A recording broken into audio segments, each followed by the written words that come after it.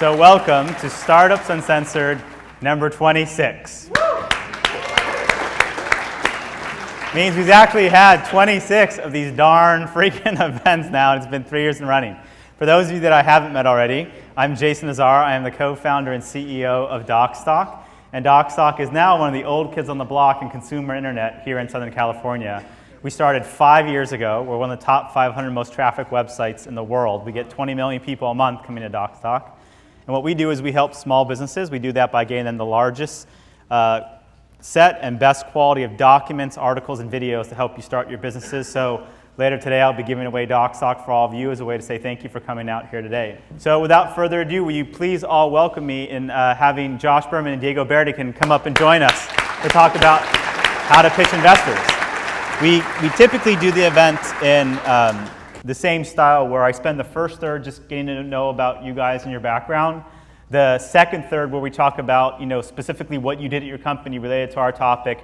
And then the last third is really actionable advice. So just so you all know, how many of you here right now are in the process or plan to in the next 6 months pitch investors to get money for your company?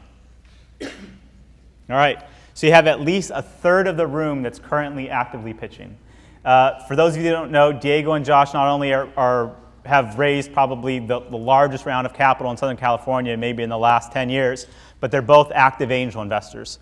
So the reason I wanted to have them on this panel was really to talk about it from both sides of the table of what it's like to, what's incentivized them to invest in other people's company and how they've raised so much money successfully. But before we do that, we'll just jump in and have a conversation. So, Diego, why don't we start with you? Well, before you get started, I just want to first, big round of applause for Jason. What a lot of people don't know is that 5 years ago there really was no Silicon Beach, and there weren't a lot of people trying to put a lot of events together. Obviously, Josh and his partners were hugely instrumental. About a block from here is where MySpace started, over at 1333 2nd Street. But there weren't a lot of people, and Jason has been kind of the godfather of the LA tech community, very altruistically bringing everyone together for just to make things a better place and make LA a bigger hub. So I think everyone here owes Jason a thanks at some point or a beer. I don't think I can do that, but I appreciate it. All right, so Diego, can you give a little bit about your background? What was the first thing that you were doing in tech? How did you get to where you're at right now? And what were you doing for the 5 or 6 years professionally before Beachmint? Sure, no problem. Diego Berdican. So I grew up here in Southern California. I was a curious youth, would be a euphemistic way to phrase it. Early in my life, started taking computer science classes. When I was, I think, 12 or 13, was my first time I walked into the halls of UCLA to take some classes in computer science. Started a bunch of companies, none of note, and then I had a couple singles, would be a way to phrase it. And how would you define a single? What is that for somebody that may not be familiar with that term? So I think right now we're obviously, the world's changed a lot in the last couple years where, when you see someone raise a round of funding, you see Y Combinator, for instance, has emerged in such a way where if you're a Y Combinator company and you go to demo day, you've probably already raised $2, $3, $4 million in a seed round.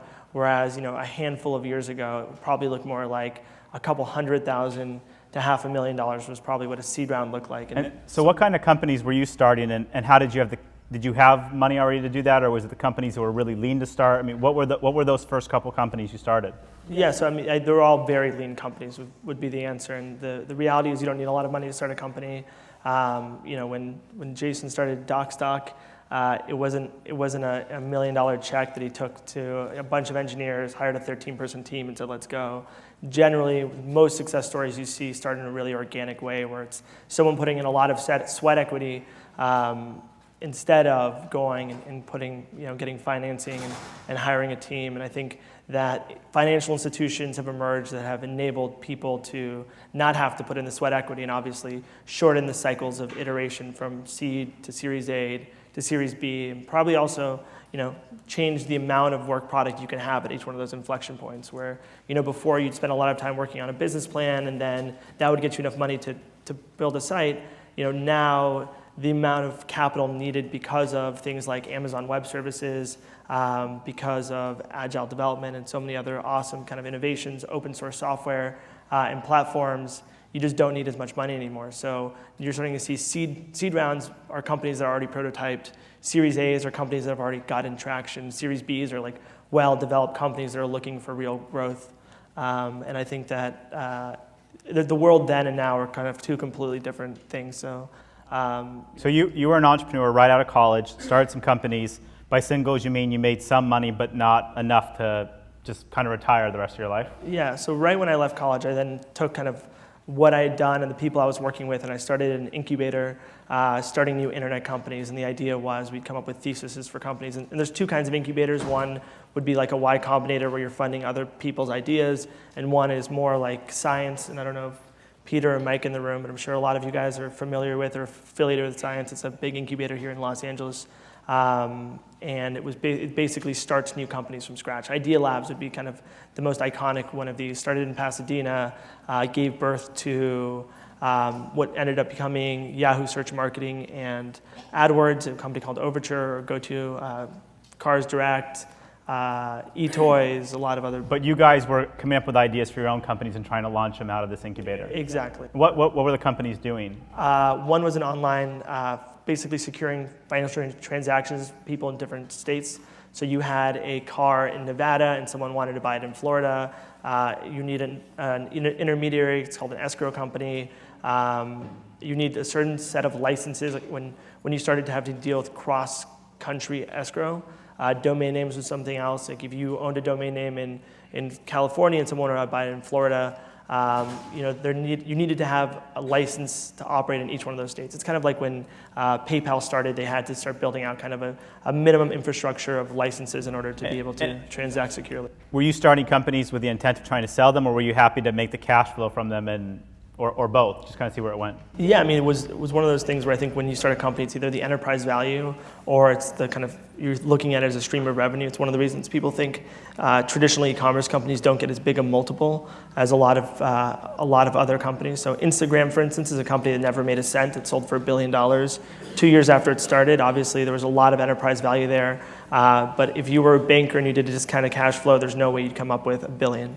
And I think that I've always focused more on creating real value at the company level. And sometimes that comes in the form of cash and sometimes it doesn't. But through all that time, you never raised any money. It was self-financed between you and your partner, is that correct? Correct, yeah. Okay. And then, so after that, is you and Josh met and started working on Slingshot, or was there anything in between your own incubator and going? So a very good friend of ours introduced Josh and I. At the time, MySpace was like 10, 20 times the size of Facebook. And he's like, yeah, there's this MySpace guy, and he's a really good dude, and he's leaving MySpace to go start an incubator for Rupert. You guys should talk. And that's when I first connected with Josh, and I'll transition over to him so we don't have a kind of fully redundant story about our years working together. But he's very convincing. If anyone here thinks they're happy with their job, just talk to Josh for like 15 minutes. But I'll let Josh take it from there. Cool. All right, so why don't we back up and then we'll get to Slingshot. So Josh, you started off as a CPA, right? So where did you make the transition to doing stuff that's entrepreneurial? And if you could talk a little bit about those early days it was called Well, there's a few. So I've been at a few different startups. Yeah. Thank you, Jason, and it's great to be here. I love to see a lot of action in LA. Like Diego, I was born and raised in Southern California in Los Angeles, so very excited to see all these, a lot of excitement. First time in many years. It's getting better and better every year that I've lived here, so it's cool to be here. I started my career, actually, graduated Santa Barbara and started as an accountant because I think it paid the most in '91 or something. For some reason I did it. I didn't enjoy it too much, so I realized after probably the first month that wasn't the profession for me. Ended up, make a long story short, went back to business school, another local school, USC, great business school. And all right, we got some fight on. It's all right, there we go. And ended up actually doing my first startup using, typically how a lot of people start up. I didn't have a success. I didn't have a single yet. I haven't even gotten a plate yet, so it was the first time up. And I, took out my credit card and racked up a bunch of debt. Had like 7 or 8 women and men in my apartment in Hermosa Beach and just went for it. And learned a ton. What was that company doing? It was actually doing, let me try to remember. Where are we? No. It was doing, it was at the time where people were just starting to do commerce online. It's called Z Web Store, and then it's changed the name to Merchant E. And we were helping new companies be able to process credit cards. It was like the German Z Web Store, or just like yeah, Z Web Store? Yeah, this was, you got to remember, this is 97. So, Google was just starting, and there's a lot of excitement. And then from there, ended up working at a friend of mine who just started Vidi, which is doing excellent. I want to give a shout out to this guy, Brett O'Brien, another local great entrepreneur who I learned a ton from. I was at my job at, I think it was PricewaterhouseCoopers at the time, and I met him every morning at 5 a.m. or 6 a.m. at Starbucks, and we had worked on this business plan, which we created a company called XDrive. So you kind of talked about us raising $80 million. I think at that time we beat that record. We raised $110 million, and we spent it all. Spent it pretty quickly, too. It was good, it was good. That was back kind of 1.0 of the internet, and it actually was a very successful outcome. The assets actually eventually got sold to American Online, and some investors did pretty well on the deal. But great experience, just 2 guys, and had an idea, which is today Dropbox, which is an amazing product. So online storage, saving all your files in a great secure place. So one of the things we'll get to later is what was the difference, because everyone talks about the pre-2000 bubble. What was the difference that you feel in raising that first $120 million? We'll say 110. 110 to the 80 you guys raised now. So just say that, because I think it'd be really interesting for someone that's raised a lot of money, 10 years ago, and then again, today. What are the similarities and what are the differences? Yeah, it's just a lot of both, actually. And then from there, actually started interesting. I tell entrepreneurs this all the time. After XDrive, with a couple same classmates from business school, started a company called ResponseBase, and we raised, through our network of friends, we just scrapped together $300,000 and gave up half our company. So I always talk about, people are always so concerned about their equity, and until you have a single or a double, we decided, hey, we have nothing. We're just sitting in Hermosa. At the time, maybe we're still in Hermosa Beach. So we figured, hey, if someone's nice enough to give us $300,000 and risk it on us, they should have half our company, and that's what we did. It turned out to be a good success, and we sold it to a public Now company. 300,000 buys you Doesn't buy you much. 0.0000001% of the company. Is that it? Yeah, when we invest, we try to get deals. We can't get deals at that range anymore. It's unfortunate, but it's true. So again, we didn't have a success under our belt. So it was, but it was a marketing. That was you and Krista Wolf, right? Who later wanted to be the first CEO of MySpace. Correct. So yeah, from there it actually turned out, long story, we don't have enough time, but we ended up we sold our company to a public company called Intermix, and then there was about 5 of us that have been working together for a long time, saw this thing called Friendster. I don't know if anyone remembers Friendster, but it was kind of fun. But we saw that, and it was the first time in about 2 years where got all these emails and everyone was signing up for this thing. But luckily for us, it was broken a lot, Friendster, so we're like, we could do one, and we had some really smart technologists, which you always have to have, and we were able to kind of get MySpace going. We had that URL left over from a previous business, actually, that we bought, so we're going through a list of URLs, and hey, this MySpace one might be good. So we temporarily used that and kept it. And the MySpace journey was fantastic, and ended up, that's actually, as you network and as you grow through different companies, and part of it's always going to be your team. I think we were successful because of our team, and that's why we're successful today. And as we pitch investors, Diego and I could kind of come in together, and we surrounded ourselves with a great team when we started, and it's led to a lot of success. We can talk about when we get further in the conversation. And so let's just spend a minute or two talking about Slingshot, because that's where the two of you really solidified your professional collaboration. What were you doing at Slingshot? And there was an aspect of having to raise money there. It was just a unique situation, right, where it was a parent corporate company that was funding the incubator that to then put out companies that there'd be shared economics in. So what was that like? Yeah, I mean, the high-level premise of the company was basically at a company like News Corp, you have a lot of intellectual property, brands like American Idol and the Wall Street Journal, but you also have a lot of distribution and assets like, the Fox television stations. They own 32 local markets where, during downtimes, 50-60% of ad inventory goes unsold. There's tons of web properties that have kind of remnant ad inventory they don't sell. So how do you marry the amazing distribution with these kind of world-class brands, and how does that give you a competitive advantage in starting new companies? So we started like 5 or 6 companies while we were at News Corp. And Jason took over our office space, thanks to Tim over there. But it's a great office space. You've done wonders with it. Thank you.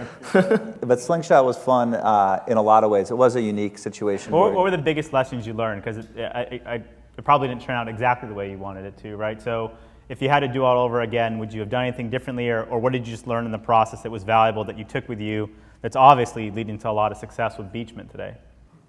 Yeah, I think some of the positives were it was amazing to see the power of a distribution partner. So it was really kind of cool to watch, and we knew the ins and outs of MySpace, which is one great partner. But as Diego mentioned, the Wall Street Journal, American Idol, some amazing brands. So we understood how powerful that was and how powerful distribution partners are in general. And we've leveraged that to help us as we started our latest venture, Beachman. It's critical. A lot of our partners, and we're partnering with different influencers and celebrities, different manufacturing partners, a little different business, but we learned how important that is, and we'd never underestimate that. So let's jump into Beachman. How many folks here are already familiar with Beachman and know what they do? All right, so probably just about a fourth of the audience. So Diego, you want to tell everybody about Beachman and what the company's doing today? We are a direct-to-consumer product company, which means we design, manufacture, fulfill, and support a host of products. As you see on the screen, Home Mint is our most recent brand. It's a home decor line. We launched yesterday. So if we look a little sluggish, it's because we just got off a plane from New York. And there it is, beautiful products. I think Jason's going to email around a code he asked us for everyone later if you guys want to check it out. But we have 5 brands currently, one coming shortly. And the first one we launched was so we left. So you sell a bunch of products. You sell jewelry, you sell shoes, you sell beauty products, now you sell stuff for the home, and then you sell kind of high fashion t-shirts and apparel. And you've gone out and you've gotten huge celebrity endorsers for it. Home Mint, who'd you guys just get as your main celebrity behind Justin it? Timberlake. Justin Timberlake. You've got Rachel Bilson for Shoe Mint. You've got the Olsen twins for Style Mint. You've got Kate Bosworth for Jewel Mint. You've gotten huge folks, and then these are all subscription continuity products, right? So you sign up to get one of these products, and then on a monthly basis, you can opt in to different products you want, and you create personalized recommendations around. Is that pretty fair? You sound really good. He should pitch it from now on. So let's start off with a question that probably a lot of us are wondering. How the hell do you get the biggest celebrities in the world to come and partner with you on these products? I don't think either of the two of you were child actors, not that I remember at least. So unless you were in some episodes of, Mr. Belvedere that I didn't know about.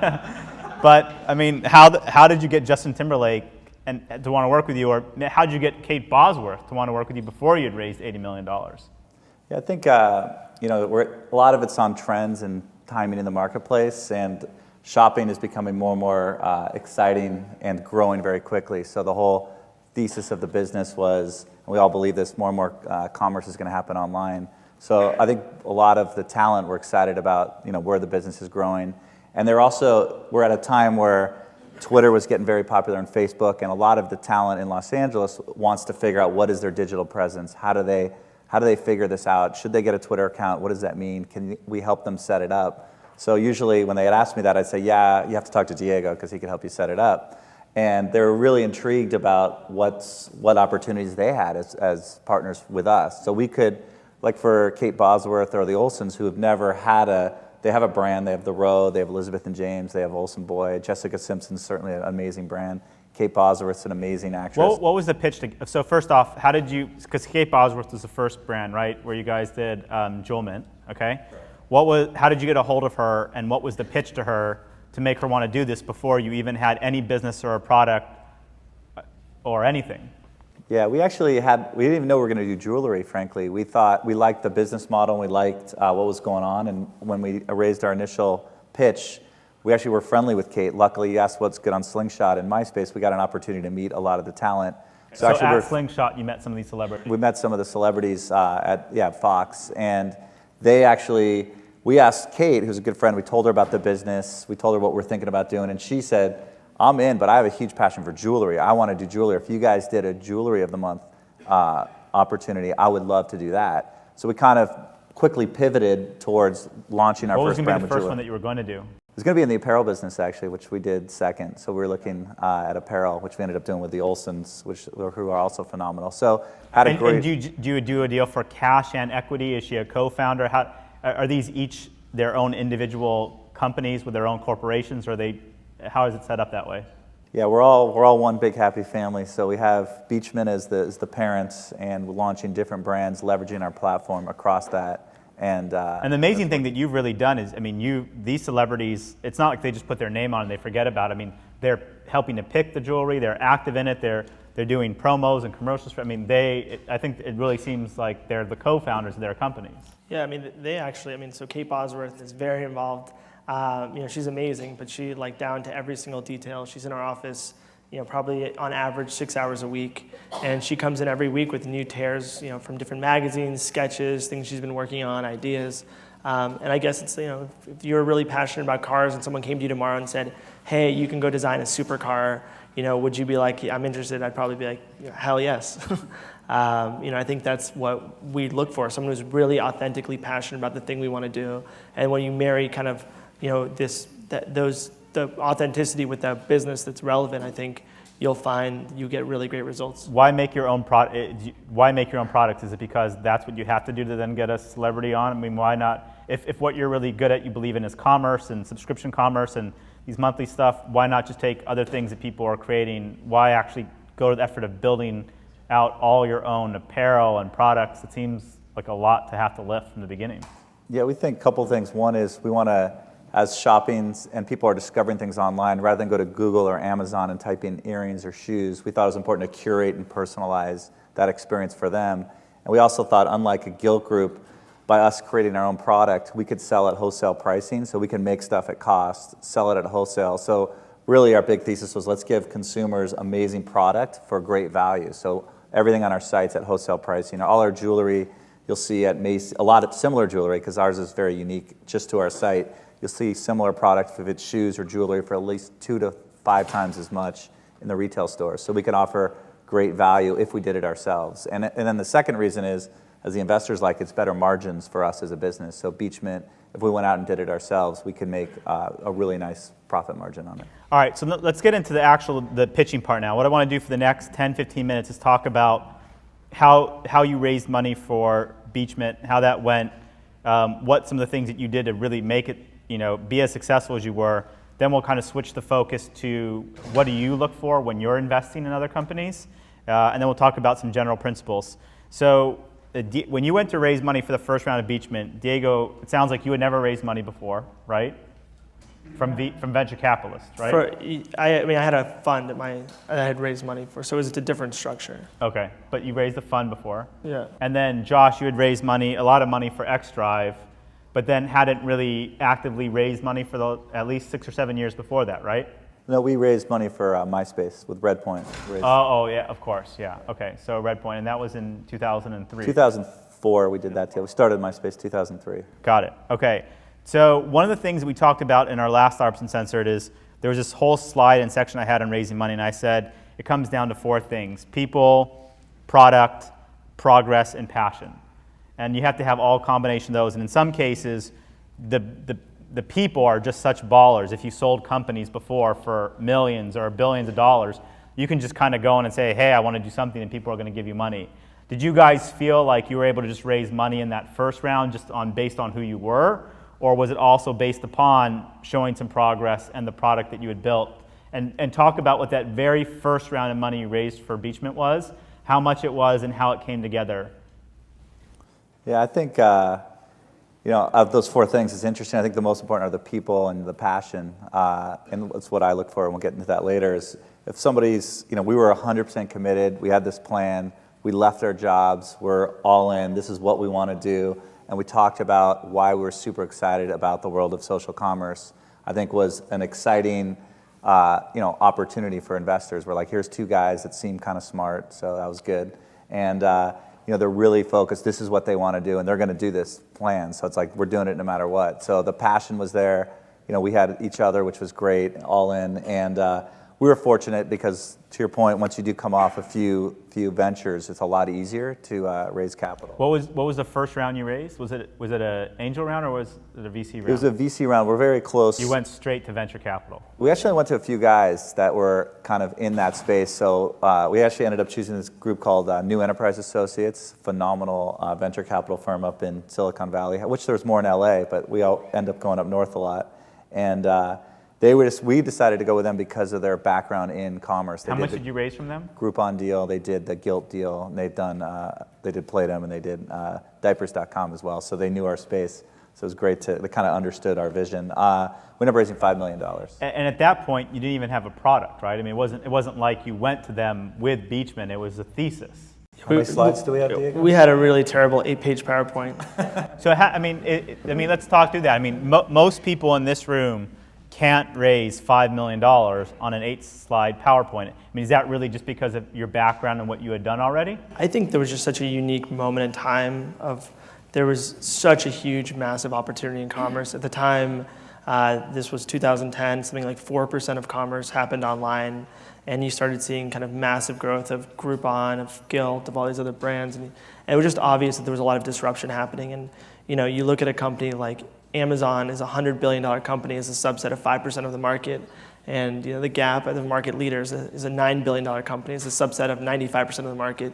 And it was just obvious there was going to be a lot of value creation happening in commerce. So I think at that point in time, it was just kind of there was a set of things we really fundamentally thought were going to change the So you just started talking about this thesis. Did you go to multiple VCs, or was just these folks you knew well, you had built up a relationship, and they were basically just saying, look, if you've got a strong premise and thesis, we'll back you. Is that how those conversations went? It was a couple groups that we knew really well, and everyone was really excited and interested. And ultimately we picked NEA, which is it's one of the longest, oldest VCs in the world. It's actually the biggest venture capital firm in the world, and a local firm, Anthem Ventures, which is awesome.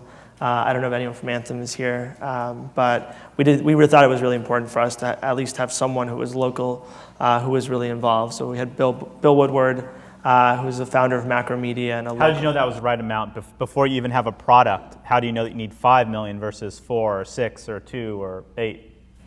We just knew kind of what our vision was, and we didn't want to undercapitalize the company. I think a mistake a lot of people make is they always optimize against dilution, right? They want to own the most amount of the company, so they raise $500,000 chunks, and they keep stepping up the valuation. And it's actually really distracting as an entrepreneur, as a CEO. You're basically the only person who can be out raising money. So it's much better to get more money, take a little more dilution, and be able to focus and actually build out an awesome product. And I think that was kind of our decision. We said, look, we're happy to let someone in and have them have a meaningful percentage of our company for. I think that's a really important lesson, and because a lot of times, a lot of us are in a situation where it's so hard to raise any money that we feel like if we get the first 250,000, we get 500,000, just getting that's a huge accomplishment. But I've seen repeated times the situation that you just brought up where a company raises too little money because either they have a difficult time, they don't want to keep pushing through, or because they're too concerned about giving up more dilution up front. And then the exact opposite happens where instead of just raising $3 million up front and maybe giving away a third of their company or 25%, they'll raise 3 rounds that get them to about 3 million. It's more distraction, it takes more time, and then by the end of it, they've given up more dilution. And so I think the point that Diego brings up is a really important one, which is maybe up front, don't be as sensitive to how much you're giving up if it's going to give you a longer run rate to go after a company that's ultimately a $1 billion vision. Yeah, I mean, these things tend to, in my experience, be pretty binary outcomes. The vast, vast, vast majority of all companies that get started or venture funded will fail. So you're optimizing against having a success first and foremost. And if you build a $10 billion company and you don't own a whole hell of a lot of it at the end of it, you're still going to be really happy. And probably if you're an awesome entrepreneur, you're going to be much happier with that outcome than even if you made more money and you built a $600 or $800 million company that you owned 100% of, just because making money is not the primary driver of most entrepreneurs. It's building really awesome companies. Okay. So let's go through then what was the date that you raised that first round? June 2010. So June 2010, you bring in the first $5 million, no product yet, you just got a deck. Okay. Correct. What was the next round of funding? I think the dates were we left Fox in May, we started the company and got funding in June. And NEA was really quick. I mean, there's the one benefit of having a seed round is there's really no diligence to do. You have to just look over you do background checks on the entrepreneurs to make sure they're not criminals, and you read through really carefully 8 pages of PowerPoint. It doesn't take that much time. It's not like you have to go through financials and audit people. And then we really focused on just getting the thing live as soon as possible. And we had this kind of maniacal focus. So we built up an amazing team. I saw Willie here earlier. I think he left. But we brought on a guy who was running product for us at Slingshot. We brought in this amazing entrepreneur that had worked with Josh, for over 15 years. This guy, John Gah, is an engineer. We brought in this woman, Ara Katz. So we brought in a team of 3 amazingly strong people kind of right out of the gate to help us kind of get going. How long was it to the next round you raised? So we launched the site in, was it 3 months, right? September? Yeah, we built it quick. So we raised money in June. We launched Jewel Mint, the jewelry one with Kate Bosworth, in October of 2010. And as we were launching that, a lot of venture capitalists kind of got wind of what we were doing. As Diego mentioned, the space was getting very exciting and heating up. So they heard about what we were up to. And as soon as we launched it, we got a lot of inquiries from different venture capitalists. And they were really, just like how we picked celebrities, they were very passionate about what we were doing. So we actually didn't have to, we were very fortunate, we didn't have to leave our Santa Monica, who would want to. And they actually came down to us, and we ended up working with a group called Trinity Ventures. And then how much did they invest?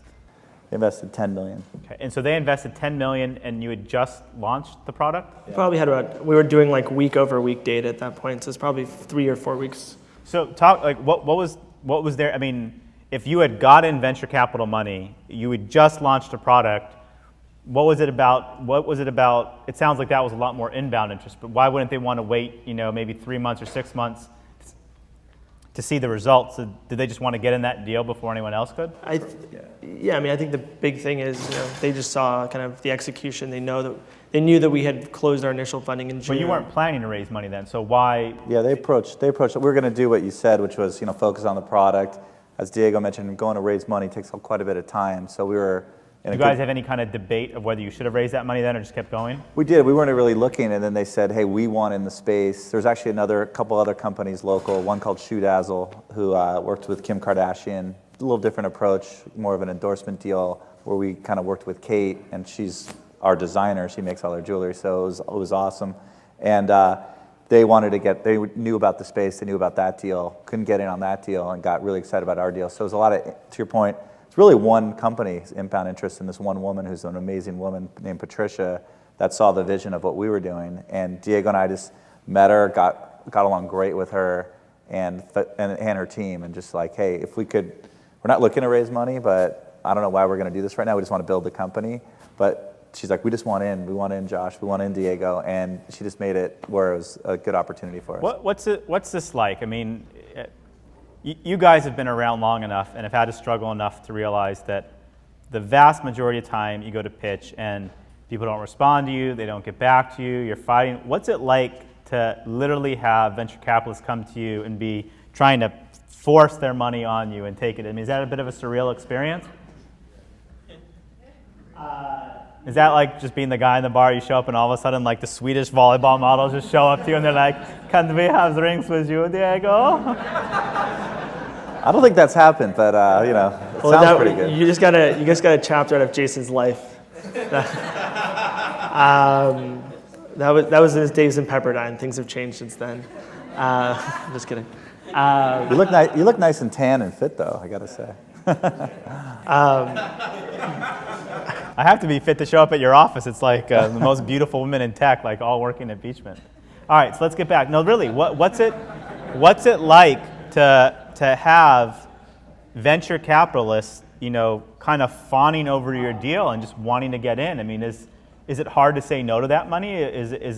What's that experience like? Honestly, I think we were so hyper-focused on the execution at that point in time. I mean, we'd been around for 3 months. We managed to sign a celebrity deal. We had to manufacture products, so we had designed like 45 pieces of jewelry. We had to get factories in China, India, Mexico fired up. We had to, set up a warehouse. We had to take, fulfillment of all this stuff. We had to set up customer support and operations and logistics. And then we realized, like, as we were building out, how complex the business really was going to be and how many different aspects we were going to have to focus on. And I think we had been around for 3.5 months. We had somehow, we just set this kind of arbitrary deadline. Like, we will be live on this date. We worked our asses off to make sure that, 3.5 months later from the day we launched the company, the day we got our funding, we could build out a world-class team. We could have products live to market. We could, actually have physical goods to sell that we had manufactured ourselves.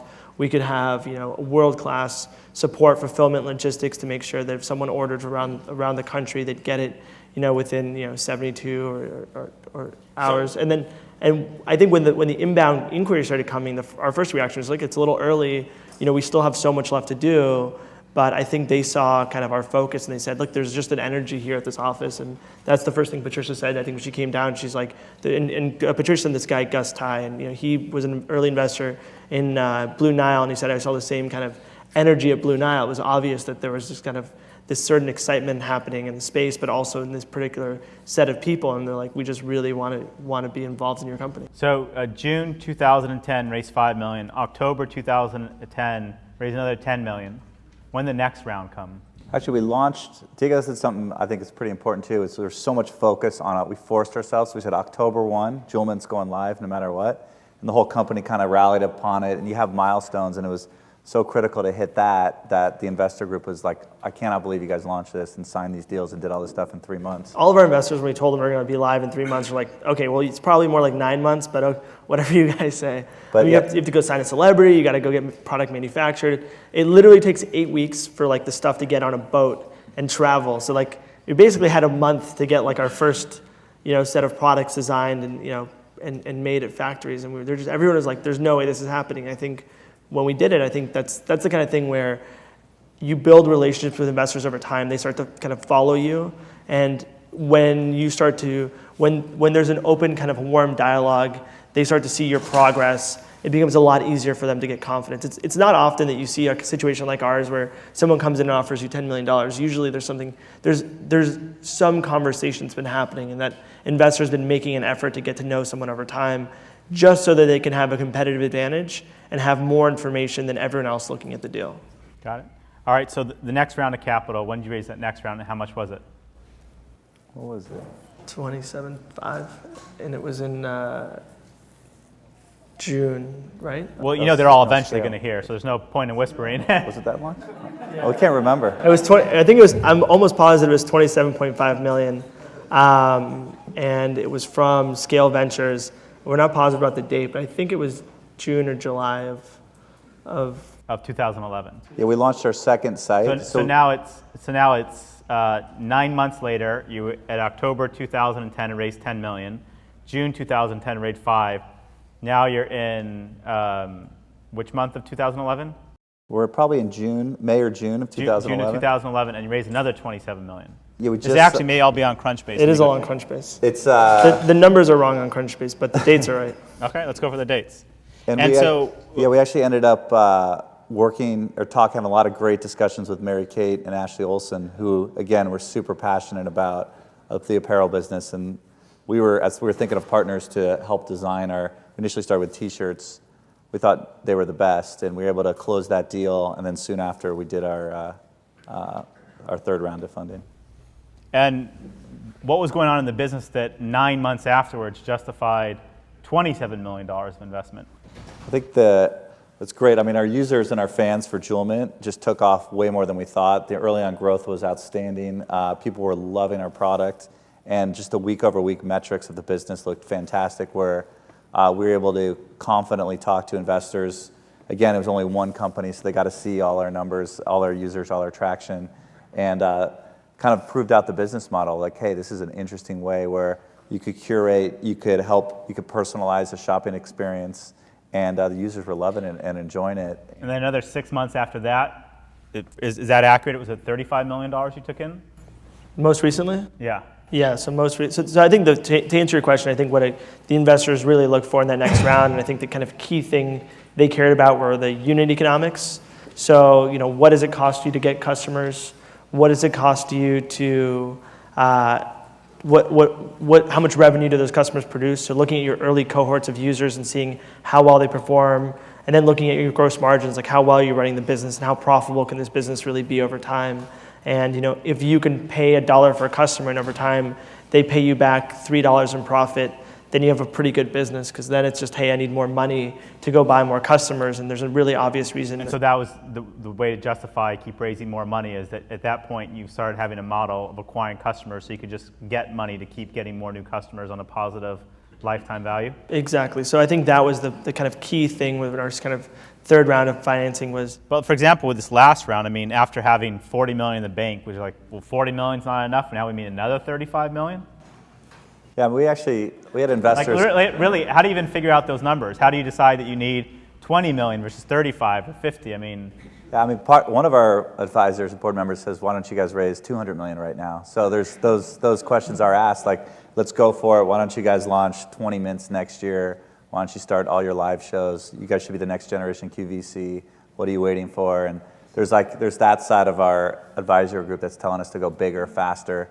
And some of these guys come from companies like Groupon and others that have raised a lot more money and have done a great job. Is it hard? Because one of the things I've never worked close enough with you, Josh, to know your operating style, but Diego, you're frugal. You know what I mean? Like in business, but you're cost conscious. You know what I mean? Especially the first set of businesses. I've never known you to be someone that just randomly throws money around. You negotiate everything. You get deals on everything.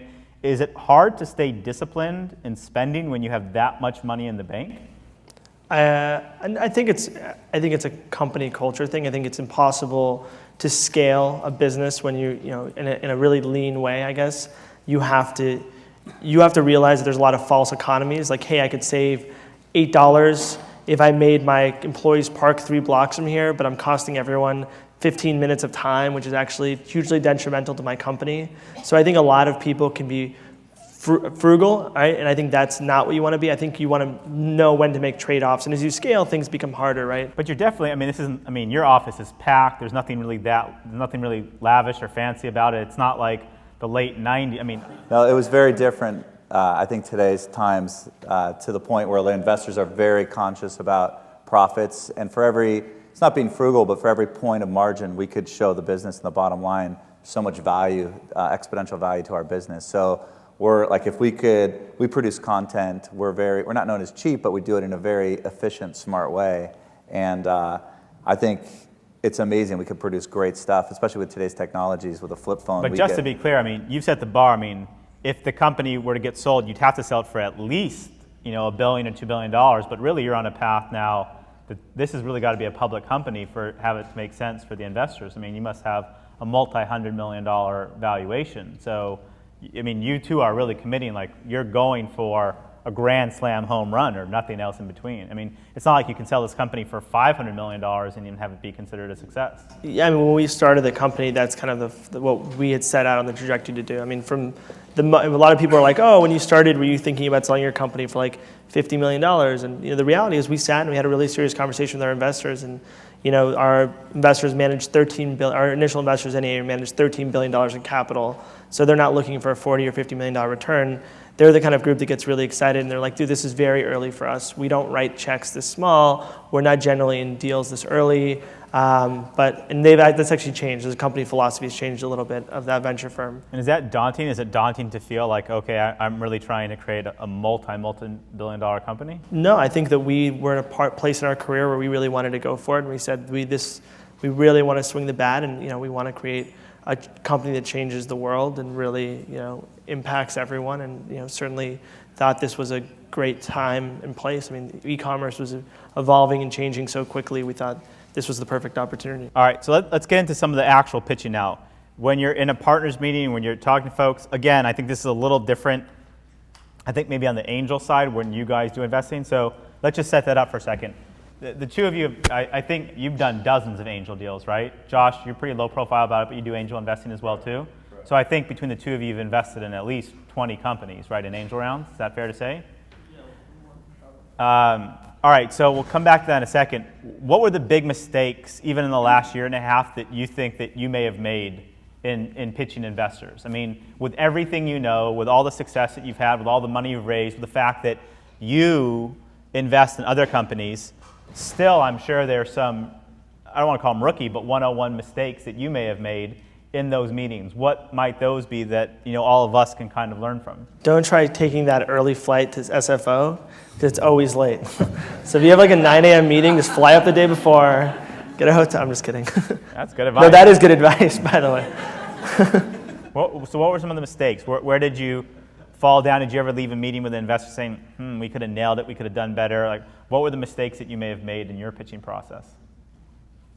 Yeah, I think for Beachman, it's actually we've managed to figure it out just because I've done so many deals previous to Beachman where I've made some mistakes. And you've got a reputation as like an amazing pitchman. I mean, that is the reputation around town, is that you are fantastic at pitching to investors and to corporate folks. So after maybe the mistakes, what do you think that you do better than anybody else? Well, you get excited about a opportunity, and they hear the passion in the team, I think, and you're focused and prepared and really know about the space and what your vision is, because the groups we're talking to, as Diego mentioned, are going for multi-billion-dollar outcomes. So they want to see that the marketplace is poised for that and set up for that. And but it can't be as simple as that. I mean, I think most people here would feel like, okay, I'm passionate when I'm pitching my business, but it's not. They're not going to get any it's not to give simple. them $5 million. That's why for the example when we started today is when I didn't have a success, I raised $300,000 and gave up half my company. Probably wasn't a smart thing to do. Talk about a But mistake. do you feel like the variable there was passion or experience, or? Yeah, it was because we didn't have a monster win, and I think the opportunity was, hey, we thought more strategically, my partner and myself, is if we could just get a win under our belt, even if at the end of the day we make 20 grand, 100 grand, $1 million bucks. At that time, I wasn't going for the $1 billion company. So your thought process was, let me just get known as someone that can raise money, get a return for investors, because somewhere down the line, I'll be able to leverage that reputationally to go raise this large round to do something much bigger. I think so, and I think another lesson I think we've learned is your investors, you do want to get to know, because they can help you the most. And a lot of times you go to these board meetings and you're hyping them up and you're pitching them, but you got also, when you have issues or when things need to get fixed, these guys can help you more than anybody. So like the more you share and the more straightforward and credible I've been, it's led to a lot of success, and investors get excited. Let's do this, because one, Diego, I've heard you explain other people's businesses probably 10 times better than they explain their own businesses and make it more succinct. Why don't you guys answer the question? What is it that Josh, if Josh had to, forget Beachman, if Josh was taking somebody's company here that, let's say they were pitching for $1 million angel round, what are the things that he's going to do better in that pitching process than the folks here that would give a better chance to raise that money?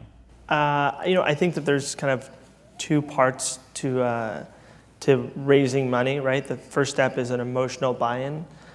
Everyone wants to be excited about the deal they're doing. It's really, really rare that you'll see a professional investor invest in a company that doesn't really excite him or her. And I think that there has to, first and foremost, you have to. How do you get an emotional buy-in? I think you have to connect with an individual, and I think you need to build a relationship with that person. And I think that that's kind of first and foremost the most important thing you can do as an entrepreneur. Let's stay on that for a second, because I think this is really important. And one of the things that I often say to folks is that, like, at the end of this event, people will come up, and I guarantee you, even though I say this every time, you're going to do it, they're going to bum rush the stage, they're going to talk to you, and they're just going to immediately start talking about the business, what's going on. You don't know who they are. You don't have any frame of reference. You spend a lot of time just in the relationship building phase before you ever pitch anything. So what you're saying is to get the emotional buy-in and get them excited, you're building that personal relationship with the person first before you ever pitch anything to them? Yeah, I mean, I think it's too often people are focused on the kind of the end goal of, what can this person do for me, rather than it's just inherently good to be more connected and more helpful. I mean, there's a reason that you're so successful, is that you put on amazing events like this. When a venture capitalist comes to town and says, hey, I want to meet the top entrepreneurs, you make 8 introductions. You're not like making notes and saying, I made introductions for, Kleiner Perkins. They better send me 3 like bottles of champagne this Christmas. I think it's one of those things where a lot of people are so focused on just trying to get something out of every relationship rather than trying to kind of build kind of just more organically kind of build relationships with people. And, I funded a lot of companies that probably a lot of smart people wouldn't have funded because I like the people involved. And they're people I have never had a professional relationship with, but I got to know as people, and I said, these are people I'd want to invest in. I mean, if Jason came to me in a week and DocStock goes under, and he came to me, that would never happen. DocStock's the most amazing service. I use it all the time. Use the code DocStock50, get 50% off your first month. Thank you. No, but what you're saying is we have a personal relationship. You know me, you've worked with me, and vice versa, right? If you weren't at Beachment, you were doing something else, it wouldn't be a question. It's to say, hey, whatever you're doing, I got your back. What's the second thing besides building the emotional attachment that you're going to say? You need to actually understand the business. And I think a lot of people think they really get what their business is. And I think oftentimes you need to understand your business a lot better than your investors, because they're all going to try poking holes in it. And that's what they're trained to do, is look at you as a chair and just try to kick the legs out from under you. And you just need to really, really understand everything they're going to ask you. And I think too often you spend time in like a vacuum. You prepare these amazing PowerPoints, you do all this stuff, you don't share it with anyone, you keep everything kind of quote unquote stealth, and then you go on these road shows and you go try meeting every investor on earth and you try selling your business, and you don't get really honest and candid feedback about what it is you're doing. And I see, when I'm as an angel, I try to do the opposite. People leave a meeting with me that might last 15 minutes, and they might be really upset, being like, Diego just blew me off. But I think it's really valuable when I tell someone, here's what I think is wrong with your business. And sorry, I'm just not interested in investing, but here's what I think is wrong, because most investors don't. As an investor, you generally have no incentive to give bad feedback to someone, because all you care about is your reputational capital and having people like you. And this same entrepreneur might have a great business in 2 years, and they might come back and they're like, oh, this is the guy that was a jerk. They're not, even if he was actually being helpful. So I think really understanding your business well and actually opening it up to other people to kind of diligence that business and interrogate it, I think is hugely valuable, and something that more often than not people don't do. They're so obsessed with their own idea that they don't get a lot of good feedback, or in some cases a partnership. I mean, Josh tells me my ideas are stupid all the time, and it's valuable. Josh, I'll ask you the question in the reverse. What does Diego do better in the pitching process than anybody else? Again, if he was going to take any one of these folks' businesses and he was going to pitch it to angel investors or VCs, what are the 1 or 2 things that he does better than them that actually enables them to raise money? Yeah, I think he said it actually. It's understanding your business so well that you know the ins and outs. You can anticipate their concerns. We walk in, we know exactly what people are going to question. Like, we have inventory. Well, and we know people are going to be like, ooh, we hate that. We hate business with inventory. We'll have logical, well thought out responses on why we think it's okay and it's good for us to do it, and actually turn it into a positive. So I think it's the ability to walk in, understand what the concerns are, and in an amazing amount of knowledge and detail. After he talks to it, the investors kind of look at him and like, I don't know what he said, but excuse my language, but that's smart. This guy is smart, and I'm betting on him. And in every meeting, and even with the talent, he'll get into the level of details where people feel very confident and comfortable. So the relationship's there, and they also feel like I'm in good hands, either giving this guy money or I'm in good hands on having him as a partner, and he could help me in not only this investment but other investments, and he's really knowledgeable about the space. So that's why these things are important as well. Diego, much more than myself, knows everything that's going on the internet. He knows what's going on with every single company. He knows which partners we should go out and partner up with, and he's really, studies and is super passionate. If you're a doctor, you're passionate about medicine and what's going on in your world, and if you're a lawyer, you're up on all the law journals, and he's up on he knows what's going on the web, man. Probably better than anyone. And you just got a first-hand account of why Josh is the best salesman in LA. All right, how many folks, again, show of hands, are raising an angel round $500,000 or less? Currently in the process. All right, we have at least 20 people in the room, all right? We've got 2 angel investors here. It's fair to say that probably some portion of these people that are doing angel investing are going to come up to you afterwards. Let's make this nothing theoretical whatsoever. What are the things, how is it that the folks that are going to come approach you on stage in about 20 minutes from now when this event's done, what is it that's going to differentiate people that you don't ever want to talk to, you don't care about, you forget about what they say the moment after they say it, versus maybe the 1 or 2 people that you'll take a meeting with and actually go through and give an angel investment to, 25K, 50K, whatever it may be. What are the successful people going to do, and what are the people that aren't successful going to do? What separates them? Literally, tell these people what they need to do to get you to want to give them their money, to give them your money. So the way I invest and is just basically based on people primarily. I mean, that's just kind of my investment thesis. So it is a huge disadvantage when there's no existing relationship. So if let's say 10 of the 10 people about to pitch me, I've never met before.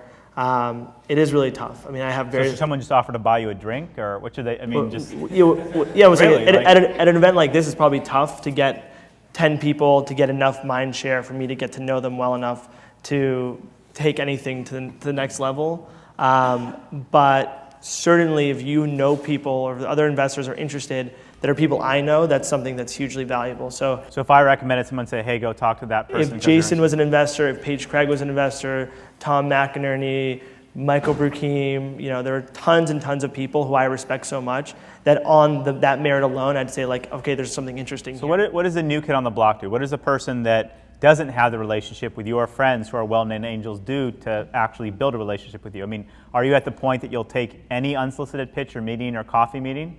No. So I think there's 2 kinds of angels. There's ones that are professional angel investors, and then there's professionals who for some reason, whether passion or otherwise, invest. I invest a lot of deals, and one of the reasons I do it, I've probably done 8 deals in the last 6 months, is I really love to be part of the ecosystem, and for me, it's so valuable. What size deals do you typically do? Somewhere between, the rounds are somewhere between probably $250,000 and $1.5 million is probably on the extreme of the kind of round size I'll be involved in, and anywhere from kind of 25 to 100,000. And for me, I'm not a professional investor, so I have no time in my day. I'm so busy running a company day to day. But there are people like, Tom McInerney, who runs a venture fund here in LA called Nala Ventures, who's a close friend. That's his job. He takes pitches all day. He will sit through 10, 15, 20 pitches a day. And those kind of guys, are probably easier to get into the door and get meetings with because they're ultimately that's what they do. And also kind of incubators that we're close to. So people like Amplify. I think Amplify, if none of you guys have heard of it, it's a company that Josh and I both are mentors and advisors to. It's an incubator started by Paul Brico, Richard Wolpert, and a handful of other really awesome superstars. And I think that they do such a phenomenal job taking an inkling of an idea or a really awesome person and turning it into a great business, which are 2 different things. All right. So what we'll do as a follow-up to tonight's event is we'll send out a code that gives us, it's not special access anymore because it went live, but we'll give a discount to Home Mint purchasers. You can follow up with it.